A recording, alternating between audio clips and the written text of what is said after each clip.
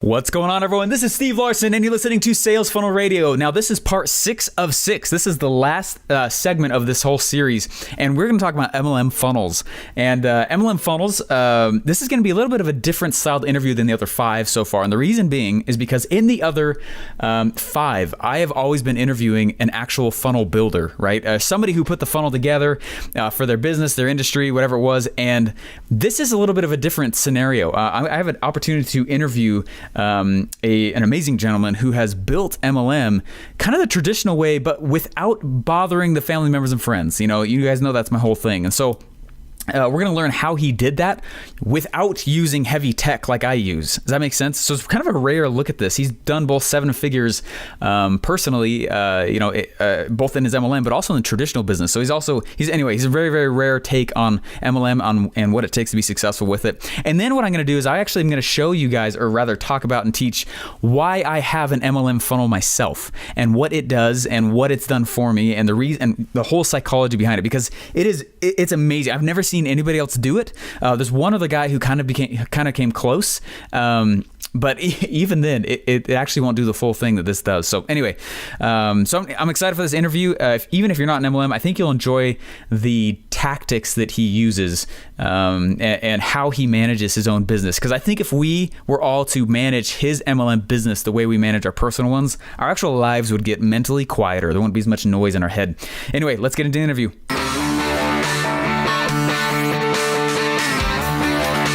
Welcome to Sales Funnel Radio, where you'll learn marketing strategies to grow your online business using today's best internet sales funnels.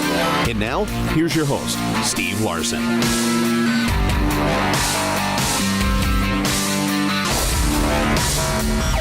All right, you guys, I am super excited that you're here listening with me today. We have a very unique opportunity to hear from honestly, one of the most brilliant people I've ever met. I actually only met him probably only a month or 2 ago, but right off the bat, I could tell something was different. I have on the call with me Mr. Jon Penkert, who alone inside of the MLM industry, he's one of the top income earners. He's one of those rare guys that has done both 7 figures in regular business, but also 7 figures in the network marketing business.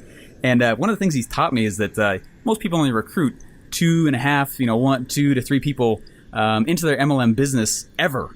And to say that he's done, which is true, over $500 million in his own downline is absolutely amazing. So anyway, I'm excited to have Mr. Jon Penkert here with me. How are you doing, man?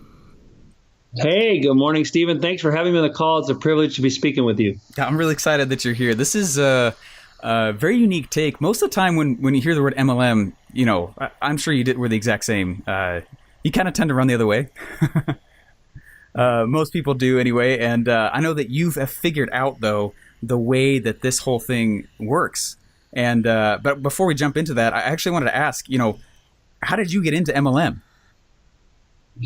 Well, I was an entrepreneur out of college and moved to Southern California. I wanted to take advantage of the business opportunities there and leverage my skills and my degree. And when I arrived in California, it's kind of the mecca for network marketing. I never really heard of MLM. And so a friend of mine invited me to a meeting, and I was very skeptical. It just seemed too good to be true. And Sure. I couldn't believe all the money they were making. And so I was like, man, I gotta check this out. And it's funny, you say that people run from MLM. What happened is I started getting involved in network marketing, and then people started running from me. Exactly.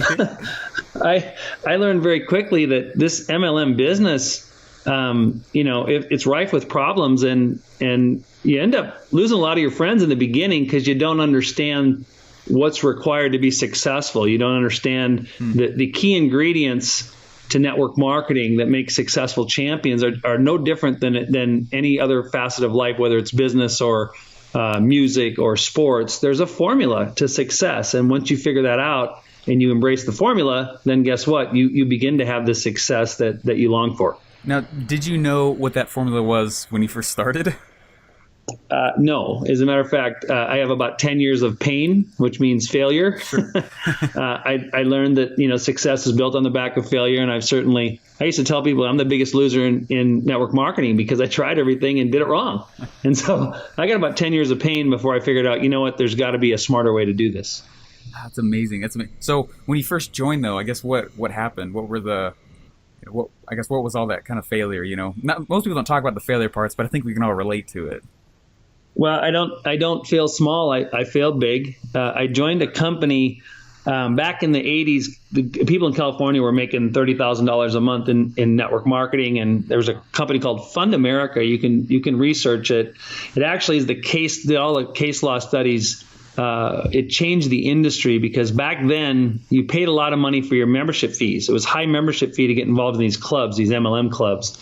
And the federal government shut them down for illegal Ponzi scheme. And so the big boys like, Herbalife and Amway, they all went to school on that, and they changed how they come to market. So all the case law for network marketing was really centered around that Fund America. You can do the research on the lawsuit.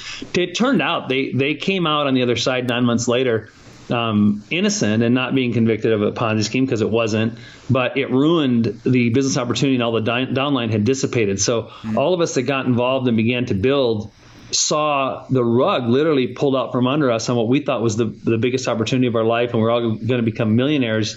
And the truth is, you realize, you know what, if you don't have experienced leaders that have set a foundation to do it right, you're going to get taken out. And there's a lot of examples of that today, but the case law began with that Fund America opportunity that I was knee deep in, and got the rug pulled out from under me. So, you came in while that was all going on then?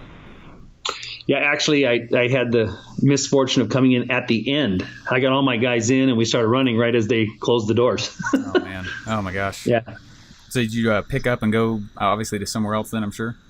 Yeah, then I got into a couple other companies. I tried the travel industry, is big in network marketing, and I tried supplements. That's also big in network marketing. The number one product in network marketing is weight loss. We live in a culture that suffers from obesity, and everybody wants the quick fix. And so, there's a formula to losing weight, but everybody wants to take a pill. So oftentimes in network marketing companies begin with weight loss. Is very common. The problem with weight loss, for those of you that are in weight loss, know that, 90 to 120 days into the journey, people do one of two things. They lose the weight and get off your product, or they don't lose the weight and they blame your product, and you lose your residual income oftentimes in weight loss because people don't stay loyal to the product. So weight loss is a tough way to create residual income. Interesting. So that is fascinating then. So did you deliberately steer away from that? You're asking questions that most people who are brand new in MLM never ask. Those are an awareness of the economy and the market and what's selling and what isn't. It's through the roof. It probably wasn't like that at the beginning, though. I'm sure, was it? Well, it's not. When you look at an opportunity, most people get involved in an opportunity because it's based on hype, right? My really good friend found this product they love, and now I love it, and we're going to get rich together. We're going to do network marketing. Those are not good reasons to join a network marketing company. Unfortunately, that's how most people get involved in network marketing, and then when they don't make the money, then they're like, oh, what happened? So there's 5 pillars of things that are important in network marketing. For those of your listeners that want to do the, I was like, where do I find out about how to be successful? Right. Harvard Business Review actually has a study on MLMs and what it takes to be successful. Go read it. Google it and find out. Here's the key ingredients that you need to be successful in network marketing. It's out there. It's not a secret. That's fascinating. So, so you go into, was it Fund America, and they go and they kind of go under and go through all that big stuff, and then you transfer to another MLM. Now, were you successful, you'd say, in that one, or were you kind of still learning what it took to be successful with it? Yeah, well, I'm a type A driver, and I'm very success oriented. So, I'm a guy that, I'm going to just try to make it work. And so I've done a lot of network marketing opportunities, but where I had the light bulb moment, the aha moment, was when one of my friends said, I said, hey, get involved in this one, and we're making a lot of money, and we're driving the new cars, and we're doing all this stuff. And he looked at me and he said, John, you always get the car, but none of the rest of us do. And that was where I went, wait a minute. Ooh, powerful. It's not about how much money I can make or what I can do. I want to find an opportunity where I can mentor people and help them drive the new car. And so that was a paradigm shift in my thought process. I said, you know what? I have to look for something. There's a word that is abused in network marketing. It's called duplication. I got news for you guys. Everything duplicates. Success duplicates, and so does failure. And so if you're using your influence to build your network marketing business, it's not duplicatable and ultimately will fail because your people don't have your influence. But if you have a system that people can follow to make money, the system will duplicate. And then you have an opportunity in network marketing to create a sustainable residual income. So the system has to duplicate. You can't just use your influence. And that's when the light bulb went off for me. I said, you know what? It's not good enough for me to be able to do it. I have to enroll people on the journey and will help them actually accomplish their goals. That's huge. That's huge. So from that point on, you went forward and just noticed that, I mean, it's got to be a system that's duplicatable rather than you being duplicatable. What did you, system-wise, what did you go create? What was it that you knew you had to go do? Well, the first thing that I do when I look at a network marketing company is I say, look, I need 90 days to see if the system duplicates. Because once you begin, most people make the mistake of measuring their success on their sign-up bonuses, right? Hey, I went out and got a few people to sign up, and they got some people to sign up, and in the first 30 days, I made $3,000. That's not a duplicatable system. That's a sales job. And so the money you make on the front end isn't as important as if I sign you up, Stephen, how much money do I make on you 4 months from now when you're on auto ship? That's the key. Right. Because if I want a residual income, it's not your sign-up bonuses, but it's your monthly auto ship that creates an income for me. Now, if I have a product that doesn't have a monthly auto ship component, you can't create residual income. So it's got to be something that you need or want every month, right? And most people will buy something for a couple of months, but is it sustainable? What does that mean? Well, is it something that as a consumer 6 months from now you're still going to buy? Because if you're not going to buy it, then I don't have a residual income stream. So I always measure the opportunity, not how much money do I make up front, but what kind of residual incomes am I making on an auto ship function 3, 4, 5 months out, and then I look at the percentages of growth. And if my growth percentage is there, then I've got something, not the paycheck. If you look at your paycheck in the first 2 or 3 months of any opportunity and measure the long-term viability, you're making a mistake. Fascinating. That's it. Okay, so 90 days to prove the system. Got to have the monthly auto ship as a component to the MLM you choose. What other components should people look for and when they are choosing one?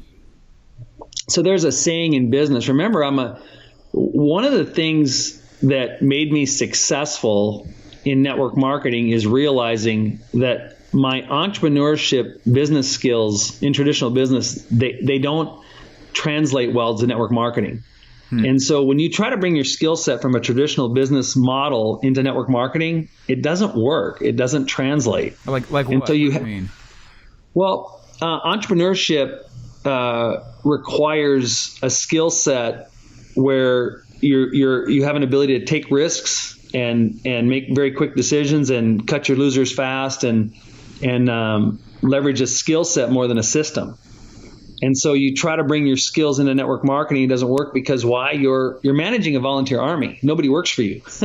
It's like a sports team, right? Everyone's part of the team and we want to win together. But since no one works for me, I can't hold them accountable. I have to motivate them, which is why network marketing oftentimes leverages self-help, right? Become a better version of yourself. Work on yourself. Because the stronger self you have, the more people you're going to lead. Fascinating. So it is all about the motivation then for that. I didn't realize, I knew that, MLM's kind of like BizOp wrapped around, with the personal development wrapped around it. But that's a fascinating way to describe that, though. I've never thought of it that way. Well, so let's look at, you said, what's important? What do I look for? Sports parallels business that parallels network marketing. And what am I talking about? Leadership is the number one thing that has the biggest impact on your success. And why is that? Because the rate of the pack is determined by the speed of the leader. And it doesn't matter if you look at successful sports teams or businesses or network marketing, you got to have good leadership. And so that's one of the things that I leverage going into an opportunity is, are the leaders experienced? Are they just a bunch of guys that found a product and have never run a network marketing company? Or are their leaders proficient at the global business model, because listen, you guys, today network marketing is the business model of the 21st century. There is no greater.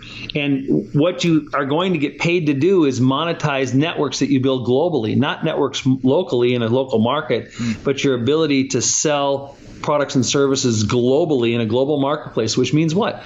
Language conversion, currency conversion. You monetize global networks. You want to be with a leader who's done that before, somebody who's opened up other countries, someone who understands logistically how to deliver products into those countries, because you can have the greatest product in the world, but if you don't have a leadership team that can deliver, you're going to end up with a lot of unhappy customers.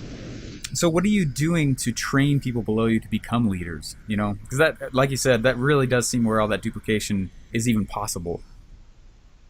So leadership, I have my own philosophy on leadership, and in the leadership circles, I've studied leadership, and there's a great argument in leadership, and it's, are leaders created or are they born? Right. And they go back and forth on that question, and the truth is, it's neither. Leaders aren't born. You're not a born leader, and you can't just choose someone and create a leader. Right. I like to look at leadership one of two ways. You're either a cheerleader, which sits at the back of the room and encourages everybody to be the best they can be and go out there and charge and go do it.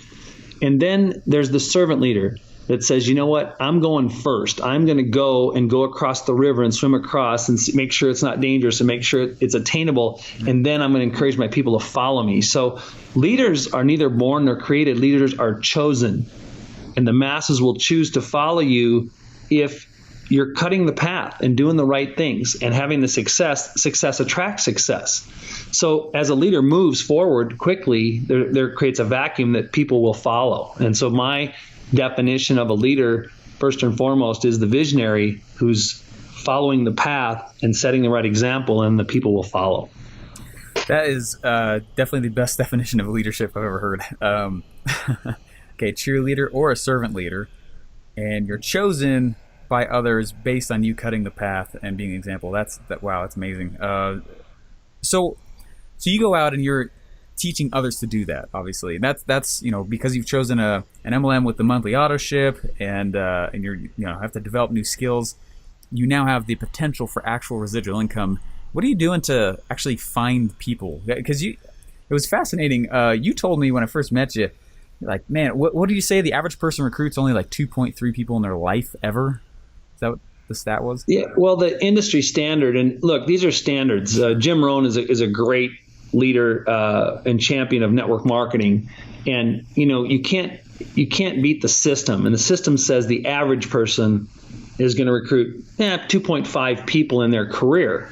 And so what network marketing companies try to do is they try to attract the superstars, recruiters that are going to recruit 200 people. But just do the math. Eventually, if you have a system that requires the average person to recruit more than 2.5 people, for instance, well, you're going to set them up to fail. That's because you can't beat basically the laws in network marketing.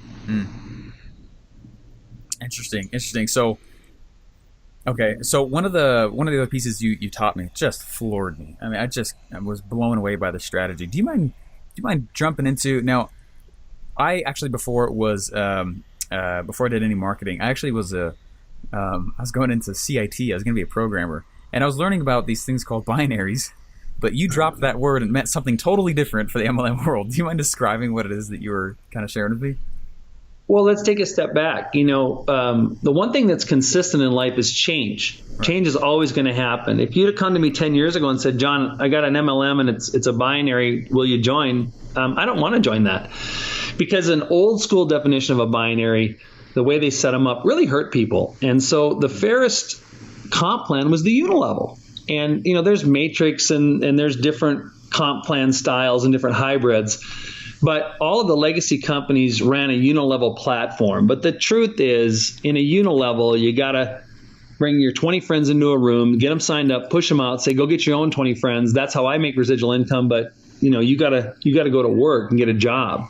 Right. And so that really catered to the type A drivers who could recruit, but it doesn't help the average person. Why? Because the average person is only going to bring in a couple of people, and now you need a front line of 20, and so it begins to unravel. And now I say that, I made a lot of money in unilevels, but today the hybrid binaries serve the masses the very best. Now, why do I say that?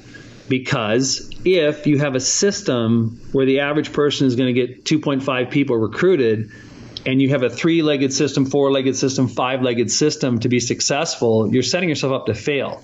But if you have a binary system, which is a 2-legged system, and you're building a team, and 100% of the people as the recruiter that you bring in either go into your left team or your right team, that means each person benefits from not only your ability to recruit, but I've set them up to succeed because their 2.5 people does what? It qualifies them, one left, one right, and now they have at least a half a person overflow into their downline. So now every person's adding to the success of the system, and the system supports the 2.5 people they're going to get, if that makes sense. I know sometimes when you talk about numbers, people get a little foggy, but that's the reason the binaries today are the best leverage point to create residual income. So for example, and just so everyone understands on who's listening as well, my first month of MLM was a classic example of ultimate failure. I did a great job of recruiting people. I literally went down Main Street and I recruited 13 people in that first month, but I mean, I spread them so wide, and they were out all over the place. And you're saying that's not what I should do, right? Yeah, let's look at it. I like analogies in life. And, if you take a very large room and you have all of these light bulbs that are lighting the room, the light source diffuses the light and it lights the room. Right. But that's not maximizing the energy. Laser beams maximize the energy. So if you took all the light and you focused it into a small beam, you could cut steel with it. So when I'm running a team as a leader, I want to maximize their efficiency. So I don't want them focused on 10 legs on their front line. I want them to run this business with maximum leverage. And so 2-legged systems does what? It focuses their time and energy in basically 2 streams. And so you're not diffusing your energy, you're focusing your energy, and your teams can run faster. So you're saying, just in case people don't understand also the lingo or jargon, you're saying only two-legged, meaning I'm only going to put 2 people directly below me, right? And then try and do that for the people below them also, right? Yeah, so in a binary system, I sign you up, Stephen, and you go get 2 people, one left, one right. They get 2 people, one left, one right. Now, when you get the third person in the business, it has to go under team A or team B. So now what's happened is those people that have joined you in the business opportunity, they take advantage of their upline, your ability to recruit, to help them build their residual income. That's powerful. That's what J. Paul Getty said when he said, look, I'd rather have 1% of 100 people's energy than 100% of my own. Right. I want to join a team of leaders that are recruiting because I'm going to bring my 2 people and my people are going to bring their 2 people. But then you've got the overflow. You have an opportunity now to gain the advantage of your upline's recruiting ability, if that makes sense. No, yeah, it really does, actually. That's fascinating. Now, when you were saying that all binaries are not created equally as well, I guess compared to what you just said right there, could you show what a bad binary would look like? Well, I hesitate to step into that because, there's a lot of people that make extraordinary incomes in unilevels and extraordinary incomes at what I would consider a bad binary. There's good binaries, there's, let's say, better binaries, right? Sure. So I look for best in class, and, there's a series of things that are qualifiers that will tell me, is this a good deal or isn't it? And honestly, I'm gonna step aside for a second. You guys, look, you don't do this business by yourself. And part of when I lead people, I tell them, look, you're a sum total of the 5 people that most influence you. Who are the 5 people that surround you? And my life is no different. I've got very good leaders around me that I consult with. And so when we look at a comp plan, I don't look at it by myself. I get my business partners to pick it apart as well, because I'll only see certain deficiencies. But I've got guys that they break it down and they go, look, here's why it'll succeed and here's why it won't. And so I don't just rely on my own ability to analyze. I've got strong partners around me, and each of you should do that. Your upline's leadership, and the downline, the people that you're attracting into your business, you have to surround yourself with strong people. And that's a business acumen issue. That's not just MLM. It's good business. Now, I mean, you've completely opened my eyes to more of these the way you run the business is fascinating. Even the fact that you said you don't have a business card. Why don't you have your own business card to hand out to everyone? Well, you run it really cool, man. I mean, it's like so awesome. I don't have a business card because I want my people to trust me. As a leader, if you lose trust, you lose everything. And so when I go in and speak, I'll speak in front of rooms of 20 people and 2,000 people. But what happens is people come up to me and they say, hey, Jon, I want to join your team. I want to be part of your deal. Or do you have a business card so I can contact you? And, I'm not there to recruit my people's people. The only way you get a hold of me is really through one of my leaders. So I don't have a business card because I'm not looking to recruit anybody. And the other thing is what I've learned in the business as well is even if I come across a cold prospect on an airplane, if I give them my business card, I have a 100% chance of them never calling me. They just don't follow up. Yeah. But if I say, I don't have a card, but let me get your number and I'll follow up with you. Now I've taken control of the relationship. And it's amazing how I always have a chance to follow up with them if I don't give them a business card. So it's part of a business practice, but it's also part of my leadership where I don't want people thinking I'm going to cross-recruit their people. I work for them, and when I'm in one of their business meetings, then that you can always contact me through them. If they want to give out my phone number, they can. But I really that brings up kind of another subject that I'm going to keep rambling here because I love it. Keep going. What happens is as you build these teams, I've only recruited best effort between 30 and 40 people in any network marketing company I've ever been in, because once you start building a team, I start working for my downline. Right. So when I go into your home, I meet your 20 people. Well, guess what? There's 2 or 3 of them that want me to help them build their business, and I meet their 20 people. And so the masses that I've created, I've done one person at a time, partnering with them and building their business. And so I don't have to recruit a lot of people personally. All I have to do is be a leader and work with my downline. And the masses will come if you do that. Yeah, it's great. It's absolutely great. And so if you go out and you have that servant leader attitude, obviously we've been talking about. And anyway, I'm taking huge notes right now, just so you know. And I'm drawing circles around all the key pieces and putting it together because this is really awesome. I hope all you guys listening do that too. I do that for every one of the people I interview, but this is really, really interesting. So if I'm brand new in MLM, brand spanking new, or I'd say I just joined a new one or whatever, what would you think, what are like the first key pieces you'd have me do as a new person into an MLM? Let's say it's in the chosen one you like, where there's a binary with it, there's auto ship, all the pieces are in play. What would my roles be? Well, I would seek as fast as I can all of who's in my upline, who the leaders are, because the upline leaders are waiting for their phone to ring with their downline because they want to work with them, they want to help build the business. And you might as well leverage their experience, because I guarantee your 2 friends that you bring in, they don't know anything more about the company than you do. Right. And so the closer you can get to your upline leadership, the better that it is. I'll tell you what, here's what I wish I would have done. And for all you guys that are new to the business, I wish when I was out of college, I would have gone and looked in, the DSA today, there's about 20 to 22 legacy companies do over $1 billion. We're in an industry that does 130 billion globally. There's about 20 companies that actually do over $1 billion. But I wish that I would have found a product that I really liked and believed in, and then joined a legacy company for a couple reasons. Because then I would have learned the successful tactics and strategies of a network marketing company, and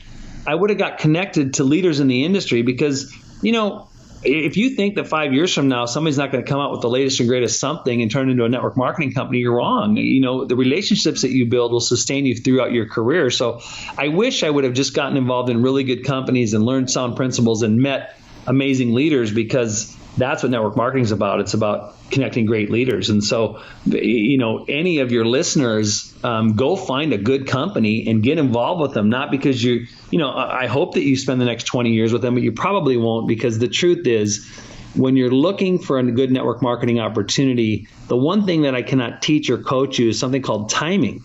Well, the time to get in those companies, honestly, was 20 years ago when they started, right? And now you're not going to create those. It would be a rare person. Somebody probably will, to prove me wrong, but the average person isn't probably going to get in there and create an extraordinary six-figure income because they've had their run. So I want to look for a company that's been around for a couple years. They've got their groundwork underneath them. They're doing 40 to 50 million a year, and they haven't hit momentum. The key is pre-momentum, and you'll get that in the Harvard Business Study Review when you read it. You want a company pre-momentum, so that you're the one that is building the legacy income. When they do $1 billion, you've helped them grow from 50 million to $1 billion. So that's what you look for is timing. That's the one thing that you can't teach or coach, is to be at the right place at the right time. It's interesting. Do you have any tips for on how you find a company that's pre-momentum? Very, very difficult. It's you got to keep your ears open and be connected to a lot of people, which is why I said, if I was a great opportunity for even college kids, I think every college kid, the skills that you learn in network marketing will carry you through the rest of your life. And so go out and find a good company that you believe in the product and get involved and learn how to create these residual incomes, because it's those people that you meet that are going to introduce you to the next big run. Yeah. And I appreciate that. That's what the advice you said if I was brand new. First, know the leaders, know your upline. I never took time to do that my first round at it. And then I joined one seriously just because my buddy was in it. It's the exact opposite of what you just said I should do.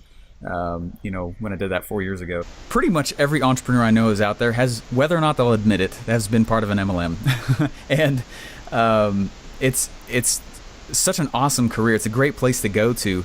But the problem the reason obviously why a lot of people have bad taste in their mouth is because some overeager upline person turned around and badgered their family and badgered their friends and honestly hurt some relationships. And so how do you actually recruit? How do you get to getting leads in this industry without actually hurting those relationships? You know what I'm trying to ask? That was poorly worded, but So what happens, oftentimes people get in these network marketing opportunities, they look at it as a get-rich-quick scheme, right? Like, how can I make money off of you and your friends? Right. And then they get disappointed because that mindset fails them. It's really not the servant leader model. And so when I talk to people who have been, hurt by network marketing, and, we've all been in a network marketing company, it didn't work out for lots of reasons. Sure. But I always tell them, Zig Ziglar, I think, said it best. He said, give enough people or create enough people or create enough opportunity for people and give them what they want, you'll end up getting what you want. And so what I've learned in network marketing, especially if I've dealt with some of the experience, I'll say, what are the things that your upline didn't do for you?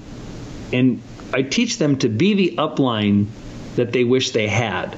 And so people resonate with that. They realize, if I do the things for my downline that I wish my upline had done for me, I'll create extraordinary success. And again, that's that leadership model of leading by example and not being a cheerleader. I'm going to get in there and do the hard work with them because together we can do great things. So that's really what I try to get people to focus on when they have bad experiences in network marketing is, hey, let's you and I be the leadership team for your downline that you wish you had. And so be the upline that you wish you had is my best practice. I appreciate that answer.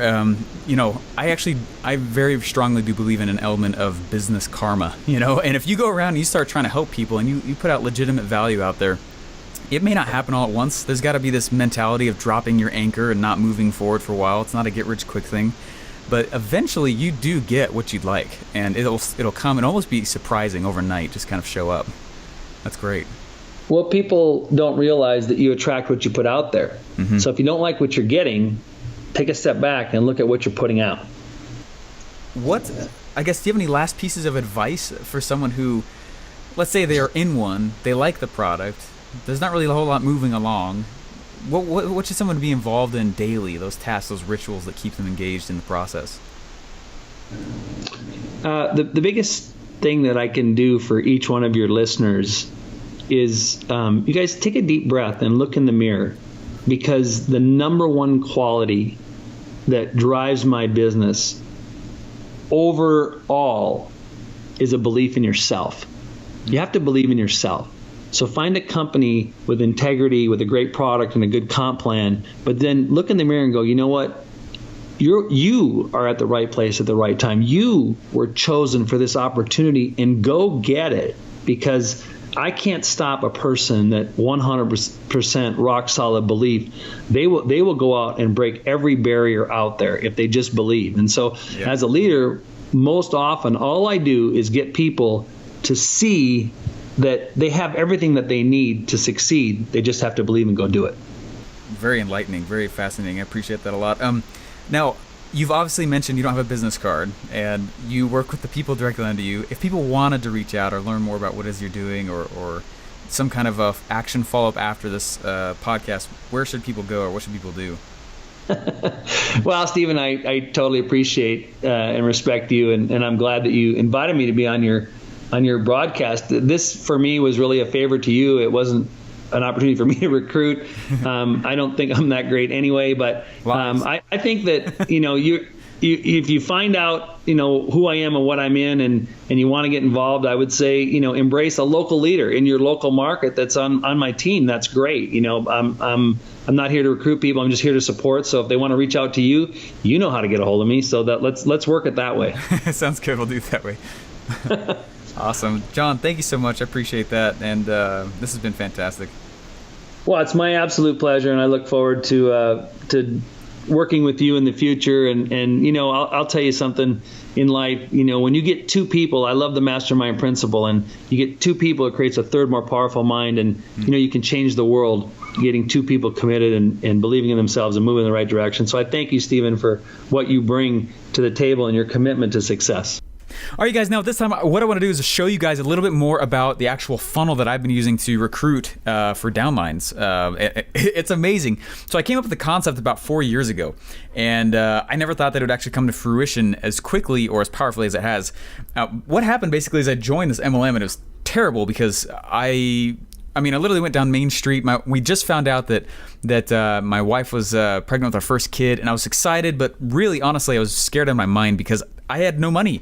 I had nothing. I literally was, honestly, I don't know, a lot of people listening to this are still trying to figure out what their thing is, and they're still trying to create with their product or whatever it is, the first successful funnel or whatever. Just know that I know the feeling, right? And what happened was, basically my buddy came in, he recruited me, and he said, hey, come join this. And I was like, no, that's a stupid multi-level marketing thing. I'm not going to do that. And I ended up joining his, after he was begging.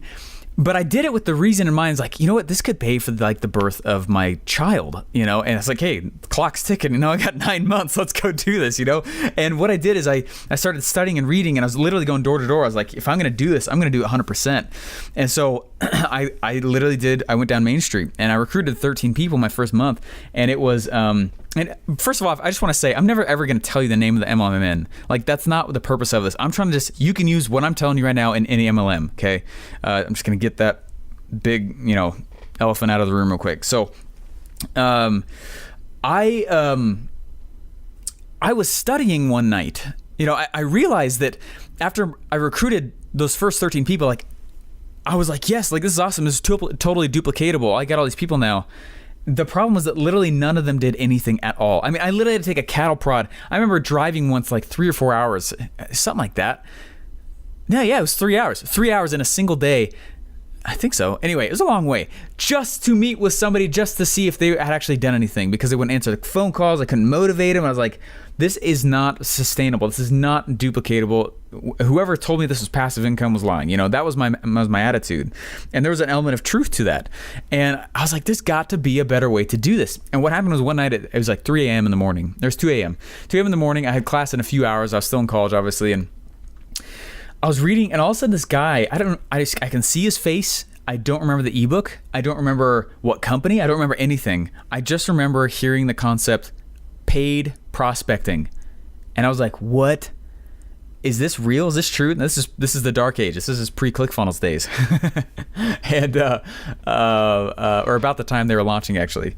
I was like, this is fascinating. And you mean you get paid regardless if somebody joins you? I was like, fascinating. What? And I had this idea. What if I gave ridiculous value up front for free for something, and then something small paid, kind of in mid-tier, and then something more high ticket in the back end, and those people are the people that I go approach, not family and friends, because I can honestly say and still say that to this day there have been people 4 years ago, me approaching them about MLM, it hurt the relationship. And I was like, this is garbage. Like, I'm not going to do this. If this is what this industry is about, I don't want to do it.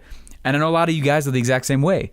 And I was like, what's this funnel thing? And I had been building basically the equivalent of funnels in WordPress prior, before ClickFunnels days. And I had a whole bunch of my own clients, and it was a lot of fun. And we had successes, we had failures. And I mean, it was the story, And basically what I realized is like, what if I created this thing? I'll go film it. And so what I did is I basically funnel hacked. Again, I didn't know that was the term or whatever, but I went and I started looking at all the top MLMers who are out there. And I started asking, like, what are they actually doing? And what was funny is that after a couple months of just deep diving into each of these guys, I realized that none of them were doing home meetings. I mean, none of them were doing hotel meetings. None of them were getting on the phone. None of them were going to their family and friends. They had created for themselves something unique. But what they did all have, every single one of them had the equivalent of a funnel. They had their own website. They had the equivalent of a webinar. They had the equivalent. I mean, it was interesting. I mean, it was so stark when I started looking at it. And I was like, this is the way to do that. Why have I been doing it the other way? And so what I did is I literally was taking some of these top guys' courses. I was transcribing them. I was turning it into my own. I was adding whole courses and elements to it. And I went and I reshot stuff and I put things together. And it was one of the coolest things ever. It took me 8 months because I was in the middle of college. I was in the Army. We had our first kid. Like, it took me a while to get it out. But when I did, nobody bought it at first. I had done a terrible job going around and sharing it with people. Honestly, what was really happening is I was graduating. There was a lot of stuff happening. There just was. I was trying to become an officer. There was a whole bunch of stuff that was happening in my life, and so I was like, I kind of moved on.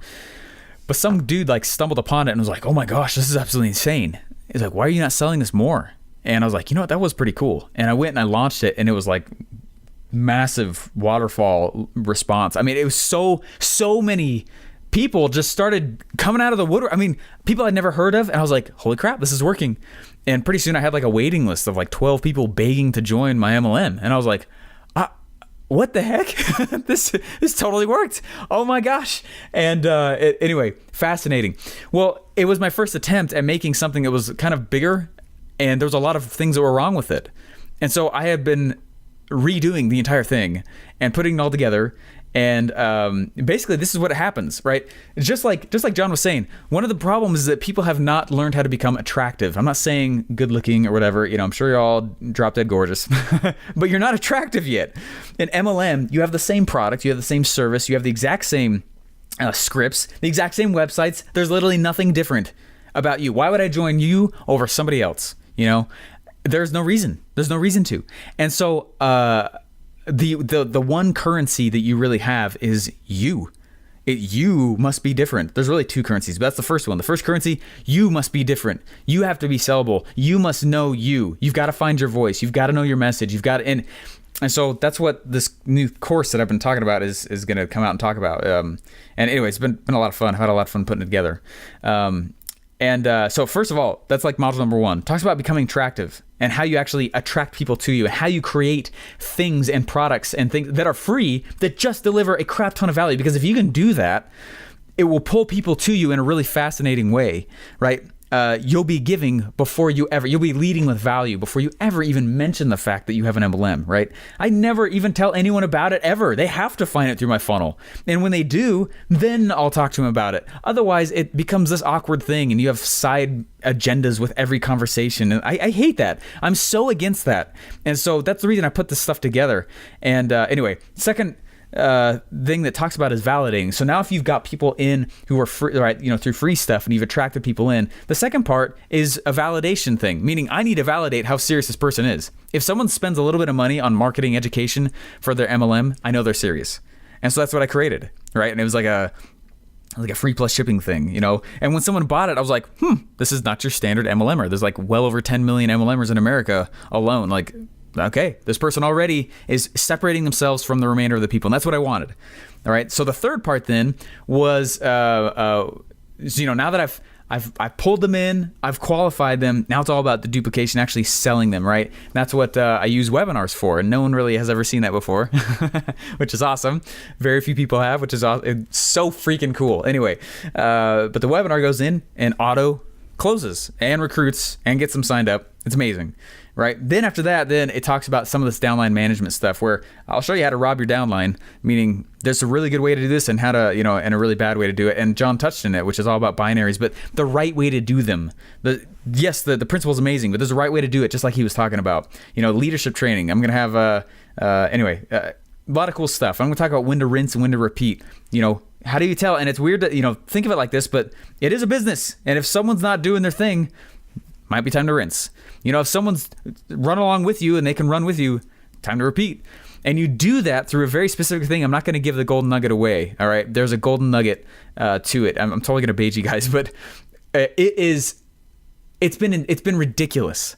Just the paid prospecting aspect of what I built below without any ad spend made $50,000 last year. It's nuts. No ad spend, nothing else. It's just just talkable, word to word, mouth to mouth.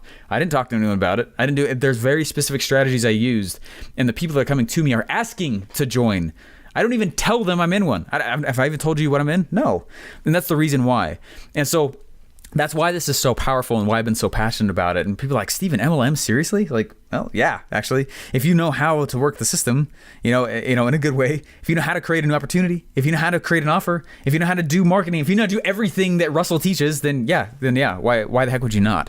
If you can do that. Then the last part that it teaches you how to do, what it shows you is, I call it pick your megaphone, choose your megaphone, meaning just choose like one traffic source. Anyway, there's way more to it. There's a lot more that's been going on that you guys have no idea about that I totally kept from you for the last 6 months. It's been so sweet. All the pieces coming in play, software pieces. I mean, it's been great. It's been really great. I can honestly say very proudly that there's no one else on the planet that's been doing what I'm doing. And it's so cool. I wish I could tell you more, but I can't. So anyway, that's what I want to talk about funnel-wise though. All right? Funnel-wise, and please understand, I'm not here to pitch. I'm just here to tell you what I've been doing, because this is the sixth segment of this series, right? Which is all about MLM funnels. So what I've been doing is I've been pumping ridiculous value into the MLM space. I know it's so good that people should be paying for it, and they know that, and that's the feeling that I want them to have. Then I go through and I qualify them through something that's free, or something that's free plus shipping, or whatever it is, low ticket, $47. Honestly, I don't really think it matters that much. All you're doing is you're vetting out the good people. And what's funny is that little vet move that I've been doing, I've talked to more owners of MLMs from that one thing than any other thing. You get the kind of fish that you put the bait out for, right? You know what I mean? Put better bait out, you get better fish. And so I created a vetting system. Funnels are not just ways to increase our average cart value. They're also ways to vet people. That's exactly what an application style funnel is. You're trying to have them apply. You want to sift out the dirties, the people who are just never going to do anything with you, or who are just the kind of people who, you help them like crazy, but they'll always complain, or the people who just won't go take action. You know what I mean? I don't want those kinds of people. And I know you don't want either. So first I attract through a lot of different ways, really amazing things actually. And then the second part is all about, some kind of qualifier, money-wise, paid prospecting, gotta charge, right? Then after that, I go close them through some more automated processes, specifically through webinar funnels. But that's what's been working for me, and that's why I've been doing it. So anyway, I'm not the focus of this interview. I just wanted to be able to toss in more of what I've been doing funnel-wise to you, so that you have an idea that there is actually a really awesome way to do it without ever talking to family, ever talking to friends. And if you want to, that's fine. I'm not trying to dissuade you from doing it. I'm just telling you that I am really against that, and I don't do it for a lot of reasons. And so I specifically target the kind of individual that I want. I want someone who's a rock star, someone who loves marketing, somebody, you know what I mean? Those are the kinds of people. And then what I do is my team is very, very, as far as my own personal downline management, strategies or whatever. I feel almost weird saying this to you guys, but because this is not the typical audience that I say this kind of stuff to.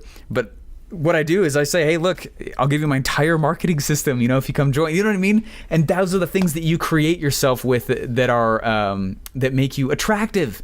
Otherwise, you're the same thing. Now, as far as a product standpoint and fulfillment standpoint and having to worry about customer service, MLM is fantastic because you don't have to worry about any of that. They take care of all of it.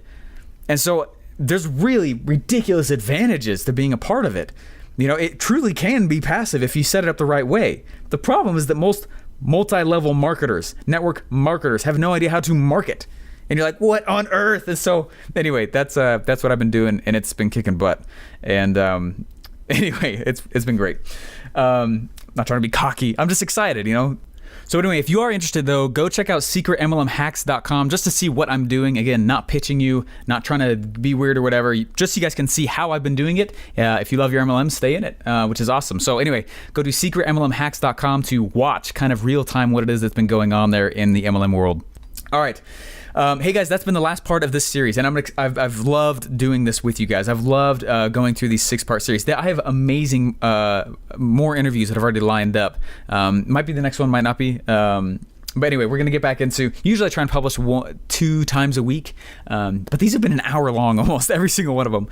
Now, if you really want to watch behind the scenes as far as my hands, watch the magician hands, the real purpose behind these. Yes, it was to provide amazing value, but there is something else that I did these interviews for that will help you. So anyway, keep watching everything that's going on, and I think you guys enjoy it. And please, these speakers have done amazing things. They have dropped insane value. I want you to know that the listenership has well more than doubled because of these. And it's not because I know that I'm great or anything like that. It has nothing to do with that. It's because I understand the value these guys have been pumping out there. Anyway, I got a great follow-up episode already that I'm going to be doing. That I think you guys will like the next one. I'll talk to you guys later. Hope you enjoyed it. Reach out to the speakers. Tell them thank you so much. And go take some serious action. And you will enjoy successes. All right, guys. Talk to you later. Bye.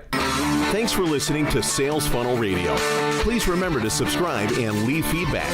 Want to get one of today's best internet sales funnel for free?